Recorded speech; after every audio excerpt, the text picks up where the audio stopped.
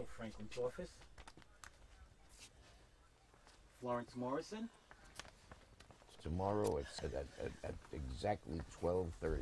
Tomorrow exactly 12:30. We'll tell them when we start production. Joe will tell you when we start production. Hang it up fast. Bye. Hi, Joe.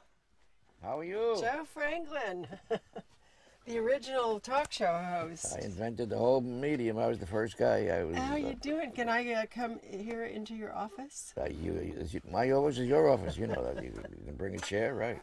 Thank you. This is great. Well, this is the Fort Knox of nostalgia. Or neuralgia. This is some incredible collection you have. I think everybody who came to see you brought something. Is that the way? I brought something too. Really? So. All I want is your friendship. You have that.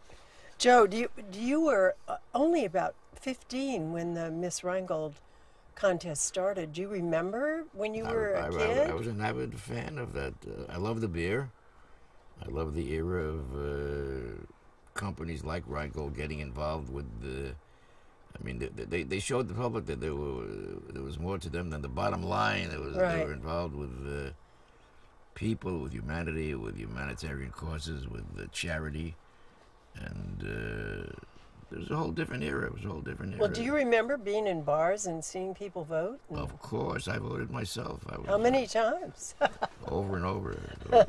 And many contests followed in those footsteps, but they were probably the pioneer. They were 1941. It's my collection of Rheingold literature. You can tell how much I. Oh, this is great! The Rheingold Reporter. I got probably the biggest archives in the world of old magazines like this. But these are in great shape. Shows them out for today's. And you know what? This is the first time I've ever seen Miss Rheingold surfing. I mean, you saw her playing golf and sailing and water skiing and.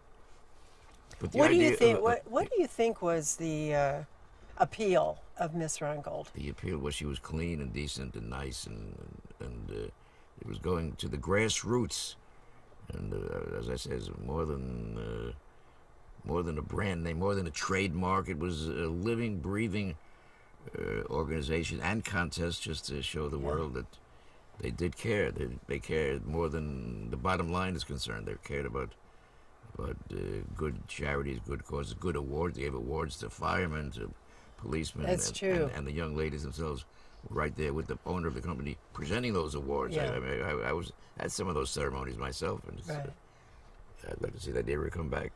Do you think it could? Do you think that the contest could ever come back in this day and age? No, today it's all rock and roll and madness and screaming, and it's. Well, look at this is what I brought you. This is the year I was in the contest, 1960. There I am, the tallest girl always. Wow. But fantastic. Look at how demurely we're dressed.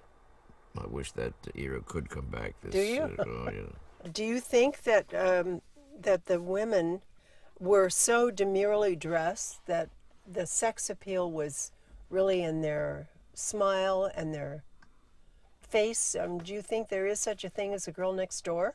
In my imagination, what you just said is the whole story, because today, no matter how scantily clad or whatever little bit they're wearing, it's not as sexy as in those days when they were well covered in different bathing suits and different outlook on life, and it did reflect in the Miss Rheingold contestants, the candidates, and the winners, that they were covered that way. And it's I just wish those days could come back, but it's gotten really out of hand lately. Today, everything, the whole world today is sex. In those days, the sex was within one's private vibration. You know, it's